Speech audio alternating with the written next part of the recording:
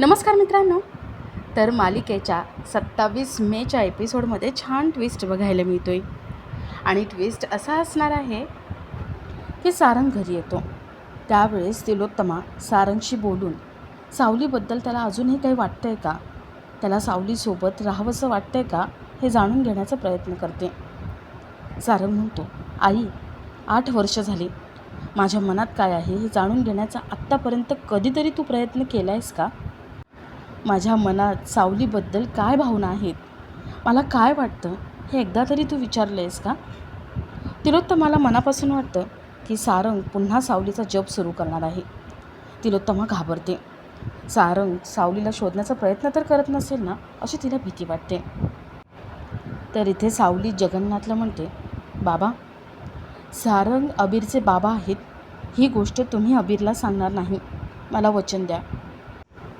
अबीरचे बाबा सारंग आहेत हे सत्य फक्त आपल्या दोघातच राहील. जगन्नाथ सावलीच्या हातावर हात ठेवतो आणि म्हणतो, सावली, माझ्याकडून हे सत्य बाहेर पडणार नाही. सारंग अबीरचा बाबा आहे हे माझ्याकडून तरी त्याला कळणार नाही. सावली जगन्नाथ यांचं बोलणं चालू असतं आणि तेवढ्यात तिथे अबीर येतो. सावलीला भीती वाटते. अबीरने आपलं सगळं बोलणं ऐकलं का काय अशी त्याला भीती वाटते. तर इथे सारंग तिलोत्तमाला म्हणतो, आई, मला काय वाटतं काय नाही या तुझ्या प्रश्नामध्ये सगळं दडलेलं आहे. जरा स्वतःलाच प्रश्न विचार, म्हणजे तुला कळेल, माझ्या सगळ्या प्रश्नांची उत्तरं मिळतील. तिलोत्तमाला जे समजायचं असतं ते समजतं. सारंग अजूनही सावलीला मिस करतोय हे तिला कळतं. आता सावली सारंग यांची भेट कशी होतीये आणि त्यानंतर सावलीचा पुन्हा एकदा गृहप्रवेश कसा होतोय हे बघणंही तेवढंच इंटरेस्टिंग असणार आहे. तर याची सुरुवात अशी होते की तिलोत्तमा सावलीला दिसते. सावली तिलोत्तमासमोर येऊन उभी राहते. सावली तिलोत्तमाला म्हणते, अरे वा, तुम्ही जे काही बोलला होतात मला 8 वर्षापूर्वी ते सगळं विसरलात वाटतं. तिलोत्तमा म्हणते, मी काहीच विसरले नाही.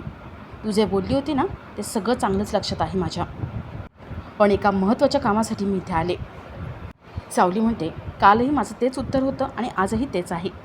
ही जागा मी देणार नाही, ही गुरुकुलाची जागा आहे आणि इथे चांगलं शिक्षणच मिळतं. तिलोत्तमा म्हणते, बास ग, मी इथे काही भांडायला नाही आले तुझ्याशी. मी इथे आले ते तुला एक सुवर्ण संधी देण्यासाठी, तुझ्याच फायद्याचं आहे. तू जर का माझं ऐकलंस ना तर या गुरुकुलाच्या जागेवर मी ढुंकूनसुद्धा बघणार नाही. सावली म्हणते, अरे वा, तुम्ही माघार घेतली, पण मला माहिती आहे तुम्ही सहजासहजी अशी माघार घेणार नाही. या बदल्यातही तुम्हाला काहीतरी हवं असेल. काय हवं आहे बोला. तिलोत्तमा म्हणते, माझी एक अट आहे. ती अट जर तू मान्य केलीस तर तुझ्या या गुरुकुलाच्या जागेकडे मी ढुंकूनसुद्धा बघणार नाही. सावली विचारते, कसली अट आहे तुमची, सांगा बोला. तिलोत्तमा म्हणते, माझ्या सारंगच्या आयुष्यामध्ये परत तू यायचं नाहीस. तू त्याच्या तोंडासमोर यायचं नाही, कबूल. सावली म्हणते, मी ते घर सोडलं, सारंग सरांनासुद्धा सोडलं. माझ्या आयुष्यातले चांगल्या वाईट सगळ्या आठवणी मी पुसून टाकलेल्या आहेत. माझा भूतकाळ मी पुसून टाकला आहे. मी परत मागे फिरून कधीच बघणार नाही आहे. तिलोत्तमा म्हणते, एक लक्षात ठेव, माझ्या घराचा उंबरठा अजिबात ओलांडण्याचा प्रयत्न करायचा नाही आणि जिथून आली आहेस ना तिथून परत निघून जायचं. तुझी सावलीसुद्धा आमच्या घरावर नको. सावली तिलोत्तमा यांच्यामध्ये खूप वाद होतात, खूप भांडणं होतात. तिलोत्तमा सावलीला खडसावते आणि ती सावलीला म्हणते, माझ्या मुलाच्या आयुष्यात यायचं नाही आणि माझ्या घराचा उंबरठा ओलांडायचा नाही, नाहीतर गाठ माझ्याशी आहे. तेवढं तिथे जगन्नाथ येतो. जगन्नाथ म्हणतो, तिलोत्तमा, सावली आणि सारंग यांचं नातं कसं असायला हवं हा त्यांचा वैयक्तिक प्रश्न आहे, त्यामुळे तू या सगळ्यामध्ये पडू नकोस. तिलोत्तमा म्हणते, जगन्नाथ, मला माहिती होतं या सगळ्याला या मुलीला तुझी फूस असेल. तू सांगितलं असेल ना हिला पुन्हा सारंगच्या आयुष्यामध्ये येण्यासाठी. काय रे जगन्नाथ, माझ्या घराची राख रांगोळी करून तुला काय मिळालं तरी काय, पण एक लक्षात ठेवा, मी तुमच्या दोघांना या जागेसकट उद्ध्वस्त करू शकते. सावली म्हणते, उद्ध्वस्त तर तुम्ही आधीच केले हो, पण अजूनही मी तुमच्यासमोर खंबीरपणे उभी आहे आणि तुम्ही जी अट घातली आहेत ना तीसुद्धा मला मान्य आहे. पण एक लक्षात ठेवा, तुम्ही धमकी दिली म्हणून घाबरून मी हे सगळं मान्य करत नाही आहे. तर माझी इच्छा आहे, मला समोर यायचं नाही आहे सारंग सरांच्या, त्यामुळे मी हे सगळं मान्य करते. माझा मेहेंदळे कुटुंबाशी कुठल्याही प्रकारचा संबंध नाही आहे आणि माझं आयुष्य मी सुखाने जगते. मला तुमच्यामध्ये काडीचाही इंटरेस्ट नाही आहे. तिलोत्तमा म्हणते, ग्रेट, मला हेच हवं होतं. पण सावली, या बदल्यात माझ्या सारंगच्या आयुष्यात येण्याचा प्रयत्नसुद्धा करायचा नाही. जर तसं केलंस तर गाठ माझ्याशी. जसं तिलोत्तमा सावलीला दम देते, धमकी देते, तशी सावलीसुद्धा तिलोत्तमाला दम देते. सावली म्हणते, माझ्यासमोर, माझ्या घरातल्या माणसांसमोर तुम्ही यायचं नाही. तुम्ही तुमचा शब्द पाळा, मी माझा शब्द पाळते. तिलोत्तमा ठीक आहे म्हणते आणि तिथून निघते. जगन्नाथ तिलोत्तमाला सावध करतो आणि सावली सारंग यांना वेगळं करू नको म्हणून सांगण्याचा प्रयत्न करतो. पण तिलोत्तमा काही ऐकायला तयार नसते. जगन्नाथ म्हणतो, तिलोत्तमा, तू सारंग सावली यांना वेगळं करून स्वतःचा विनाशाचा मार्ग ओपन करतेस. आणि जर नियतीला मान्य असेल तर काहीही झालं तरी ते दोघं पुन्हा एकत्र येतीलच. तिलोत्तमा म्हणते, बघू, जे होईल ते काळच ठरवेल. तिलोत्तमा तिथून निघून जाते.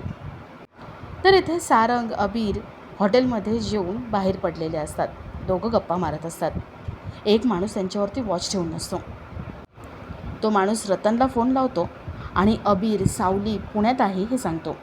रतनला तो ताबडतोब पुण्यात यायला सांगतो. तर थोड्या वेळाने तिलोत्तमा घरी येते आणि चंद्रकांतच्या फोटोसमोर उभं राहून आज सावली भेटली होती, तिच्याशी काय काय बोलणं झालं हे चंद्रकांतला सांगते. तिलोत्तमाला मनातून भीती वाटत असते की सावली पुन्हा एकदा मेहेंदळ्यांच्या घरात येणार. सावली, सारंग पुन्हा एकत्र सुखाने संसार करणार. तिलोत्तमाला सावली मेहेंदळ्यांच्या घरात नको असते आणि सावलीच्या भीतीमुळे तिलोत्तमाचा थरकाप उडालेला असतो. तिलोत्तमा मनातून ठरवते की काहीही झालं तरी सावली या घरात पुन्हा पाऊल ठेवणार नाही. मी तिला या घराचा उंबरठा ओलांडू देणारच नाही. तिलोत्तमा, सावली, सारंग यांची भेट होऊ नये म्हणून यासाठी प्रयत्न करायला लागते. तर इथे सावलीला सारंगची आठवण येत असते. सावली विद्यार्थी सगळे गेल्यावर आवरावरे करते, पण ती कुठेतरी रडत असते. तिच्या बोलण्यामध्ये रडका सूर येत असतो. सावली जगन्नाथशी बोलत असते. आता जो कार्यक्रम करायचा त्याबद्दल सांगत असते. जगन्नाथला कळत असतं की सावलीला सारंगची खूप आठवण येते. सारंगला भेटावंसं वाटते, पण सावली स्वतःवर कंट्रोल ठेवण्याचा प्रयत्न करते. जगन्नाथ सावलीला म्हणतो, सावली, अगं तुझ्यामध्ये आणि सारंगमध्ये जे काही झालं असेल ना ते सगळं विसरून जा आणि पुन्हा एकदा तुम्ही दोघांनी नव्याने संसार सुरू करा. अगं अबीरचा तरी विचार कर ना. तू तिलोत्तमाची अट मान्य करायला नको होती. त्या तिलोत्तमाला काय हवं होतं? गुरुकुलाची जागा ना, आपण सहज देऊन टाकली असती आणि तू सारंग पुन्हा एकदा सुखाने संसार केला असता. तुम्ही दोघांनी एकत्र नांदले असते. त्याशिवाय काय हवं होतं?